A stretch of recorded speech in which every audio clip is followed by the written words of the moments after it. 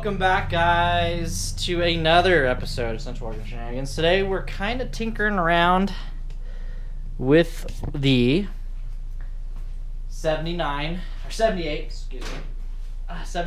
Ford Bronco. I just got the battery charged up on our spare rando battery. As you can see, there's vice grips holding the damn battery on. And figured out why the motor wasn't running so hot. It's still not 100%, but at least it starts up and idles beautiful. We'll get to that in a second. It still runs a little rough, but not terrible. What I came to a conclusion was I got it all timed, and it was sitting there shaking really bad, and I went cheap. I thought Motorcraft was a decent spark plug to go with, but it's not. I did my research today. Motorcraft is no better than Autolite. So I've got 7 Motorcrafts in there now and 1 NGK. I swapped that one spark plug out. I could hear it. I could hear the back left bank just going tick, tick, tick, tick, tick. Tick, tick, tick, tick, tick, and then it would run smooth, and then when it was making the ticking noise, it would run like shit. So I'm like, fuck, I'm losing spark somewhere. So my immediate thought was, okay, I've got spare cables. Let me replace the cable. Nothing happened. So I ran down to the parts store and I grabbed one NGK spark plug, threw it in there, problem solved. So I'm guessing my other little hesitation that I'm getting and some other shakes is because I've got 7 fucking pieces of shit in there. So I'm gonna go pick up or order 7 more parts stores. Kind of, it's $4 a plug. So I'm gonna go ahead and order 7 more NGKs. Swap those in here. I learned my lesson. So anyway.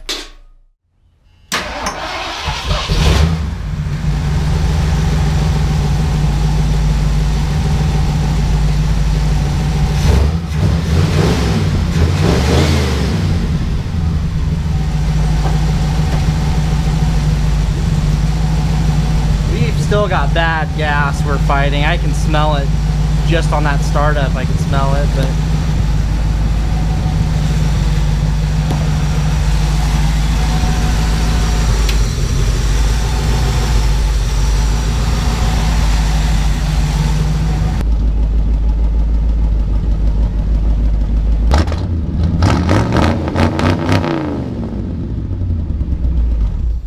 all right, guys. So yep. I am really happy so far. I mean, it's to be expected. This thing sat for I don't know how long. We talk about 10 or 12 years. So we do have some oil leaks. I did run this with the valve cover off, so I don't know if I've got residual that's just kind of getting hot and melting down. I'm gonna go take a look. It's not very much. I'm leaving like a little puddle like that. The water pump today was leaking a little bit when I first started it, but new gaskets. I think it could have been the lower radiator hose. I didn't check that, but it went away as soon as it warmed up. So we'll keep an eye on that. I'm gonna go through with a wrench and check everything. But yeah, definitely gonna put some NGK plugs in here. I feel stupid for doing that now. Welcome back, guys, to a different day, different dollar. Today we're going to be working on, in this video, we started off like a week ago working on the Bronco, found out a bad spark plug. I'm gonna take where I left off with that. We're gonna try to make the Bronco run better today. And as you guys saw in the lift kit video when we drove it, was popping through the carburetor. I've got a couple tricks up my sleeve. I think we just got bad gas, and we're gonna rely on our old friend Seafoam to help us out here. So yeah, so today we're gonna be working on the Bronco and the Expedition. I've got a couple of things I need to do. The downpipe keeps coming loose, so I'm gonna get underneath there, tighten the downpipe up, and I need to make an adjustment on the tack wheel. The tack wheel, if it comes out of adjustment, I really never had it adjusted right. The tack does this. So 2 things I want to get done on the Expedition today, and then we can jump over on the Bronco and tinker with it a little bit. So I'll catch you in a minute after I just got back from getting propane. Need to get a cylinder on the heater here, put the other ones under there, pick up that mess a little bit, sweep the garage before I put a vehicle in here laying dirt, and my dogs are thinking it's warm or something because they are shedding. I don't know why, but sweep that mess up, and I'll see you in a minute. Alrighty guys, back from the parts store. Got me some Seafoam and a new fuel cap. I went and put a full tank in this. Should have put this in, then a full tank, but shill buff. This thing didn't have a fuel cap on it, and that's probably why the fuel is so freaking rotten in here. So, probably should read the directions on this, but 1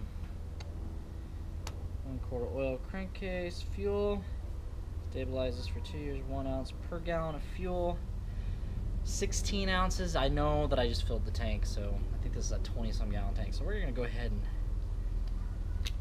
dump the whole bottle of the Seafoam into the tank. Drink up. And then we'll put the new fuel cap on.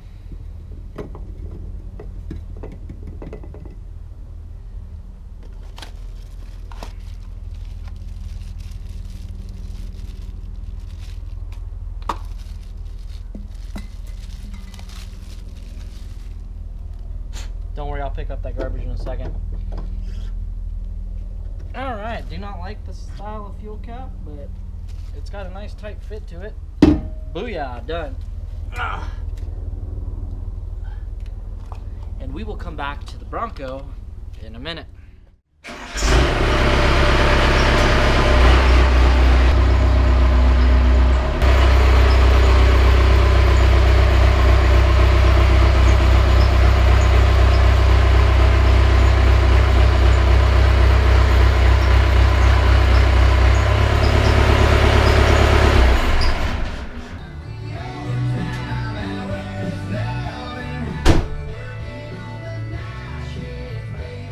Well, this thing needs a bath. Alright guys, this thing definitely needs... I've got a bird that absolutely hates my Expedition, I swear. Every time I park it in front of my house, that happens. So, what we got going on is the downpipe got loose again. I'm waiting as long as I can, because it's going to be an expensive deal because I don't have the technology to bend 4-inch pipe, but or 3.5 or 3. I'm gonna take it. I've got a guy that will do it for me, but it's just gonna be, the Expedition's got to be down there for a bit, and it's gonna cost a bit to have a downpipe made, custom one made. But I've got somebody that's gonna do it. But until then, I just gotta tighten it about every 6 to 8 weeks. It comes loose, so. Yeah, I'm going to get underneath there and tighten that, and then we're going to come topside and adjust the tack wheel the right way this time, and that should never come out of whack again. If you guys don't know what I'm talking about, I had to put a de-stroked tack wheel aftermarket jobber here so that the tack wheel and the transmission controller could talk to one another, and the transmission can shift properly and not do all goofy things. And when the tack's doing this, it likes to do goofy things. You guessed it. So, like I said, I'm gonna grab some tools, go tighten up that down pipe. Kyle, what size was it? I can't remember. I'm gonna have to call Kyle.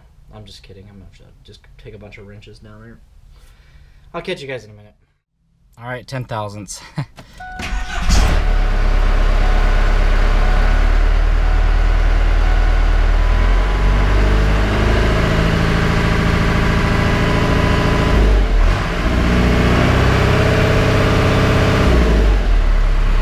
Okay, now I'm not going any closer.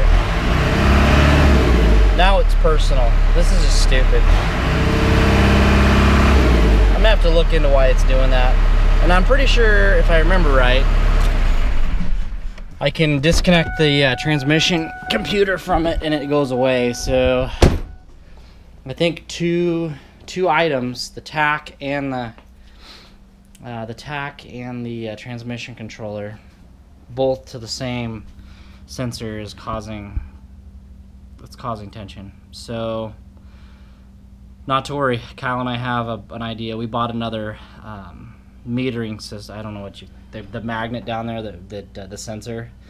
We actually have another bracket that I'm gonna custom fab onto that bracket, so we have 2 sensors to read, and we're just gonna get rid of this problem because I'm done. It's got to read right. Yeah. All right, that's all I had to do on the expedition today. Downpipe, which it's getting so, the clamp's getting so tight. It's time. It's not working anymore. It's not tightening down for me. So it's gonna have to get built sooner than later, unfortunately. I just can't deal with it because it leaks exhaust gases right over here, and then the air box, the air intake for the goddamn heater is over here. So you know, you're sitting at a light, you start smelling diesel exhaust, and that's just not gonna fly with me. I'm gonna have to fix it.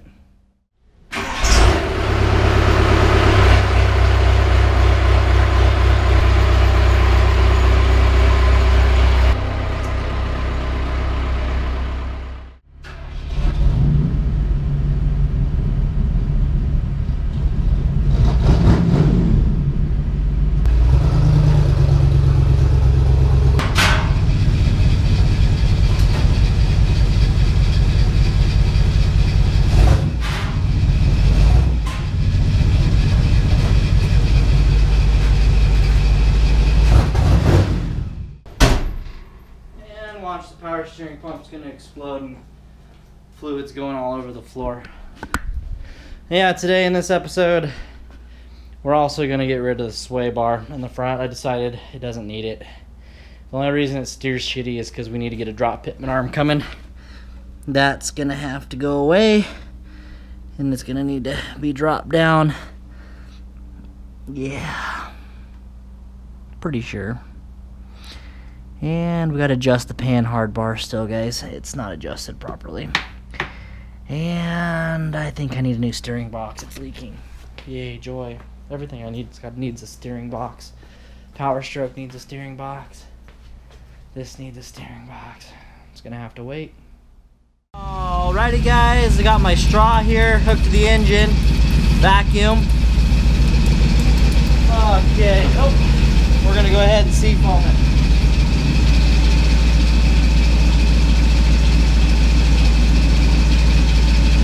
Yeehaw! Let's do this. Alright.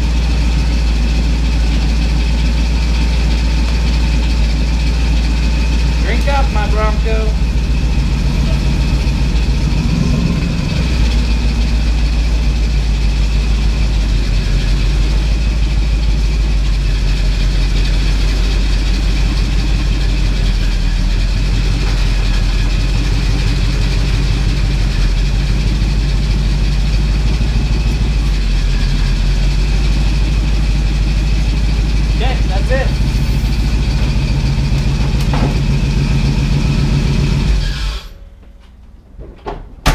Play the waiting game.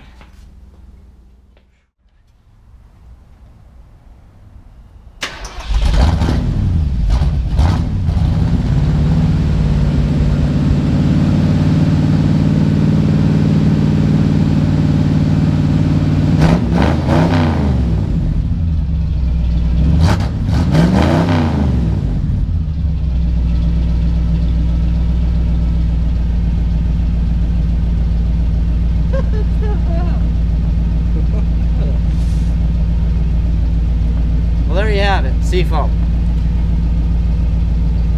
It seems to be running smoother today since I put Seafoam in the tank and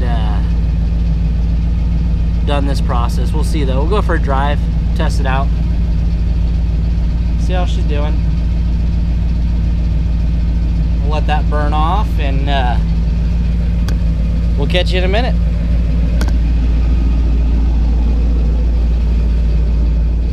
Smoke in the cab.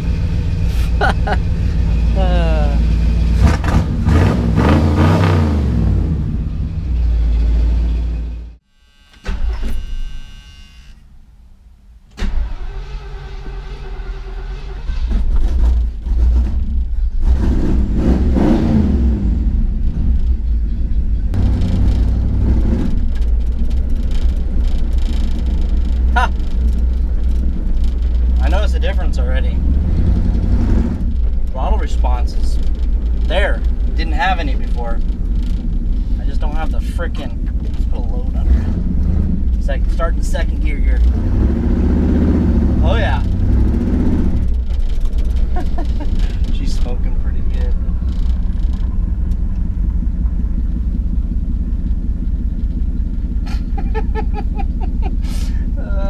Lady's staring at me. She's like, what the fuck's going on?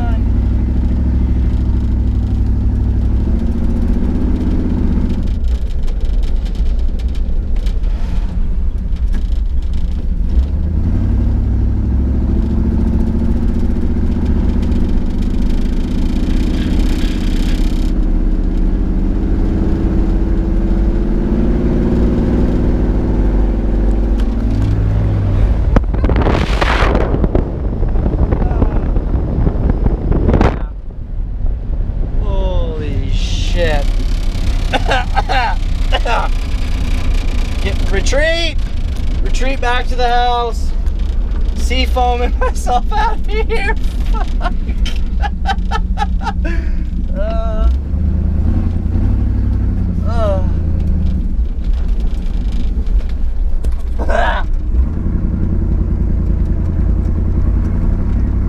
Oh man.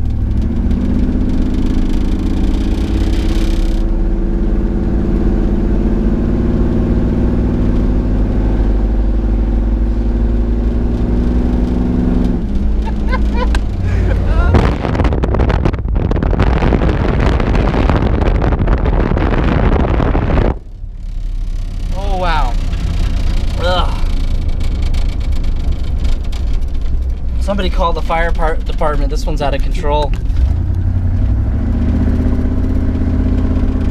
It's starting to clear up, but should have brought a window mount.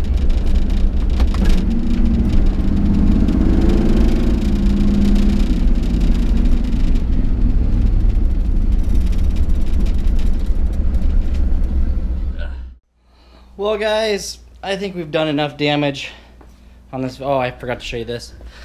I took the sway bar off. I just got to get underneath there and take the two stems that hang there, bars, whatever the fudge you want to call them. I think that's it for this video. There's a lot to do on the Bronco still. We got to get a driveline made next if we're going to be driving it around. I called down to a driveline shop. It's going to be a little over $100 if they just got to extend it. If they've got to rebuild the CVs and put new joints and check everything. Basically, if they've got to redo the whole frickin' driveline, we're going to be looking upwards of $400, 110 or 118 to just extend it, which that's not bad. But if you're tuning in for the first time, please give this video a big thumbs up. Hit that subscribe button. Hit that bell. Drop a comment down below, and we'll catch you next time on Central Oregon Shenanigans, guys.